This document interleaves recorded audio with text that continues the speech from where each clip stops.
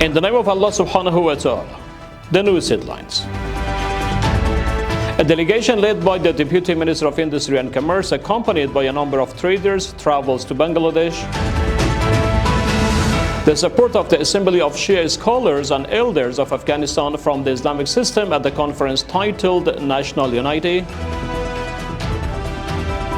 And withdrawal of the US forces from Ain al-Assad Air Base in Iraq.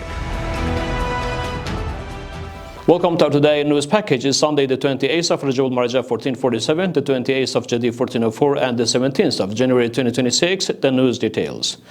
A delegation led by Maulavi Ahmadullah Zahid, the Deputy Minister of the Industry and Commerce, along with a number of traders, has traveled to Bangladesh.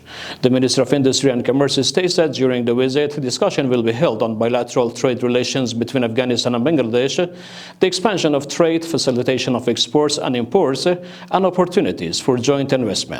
Ways to strengthen bilateral commercial cooperation and signing of joint memorandums of understanding are also expected to be reviewed.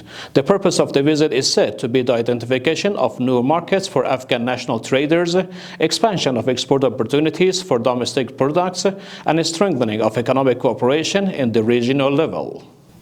Sayyid Hassan Fazil, the head of the Assembly of Shia Scholars and Elders of Afghanistan, said at a conference titled National Unity, the survival of the Islamic system, the public welfare, that after decades Afghanistan is now enjoying a complete Islamic system. He described the protection of the Islamic system as the responsibility of all Afghans and emphasized the importance of unity.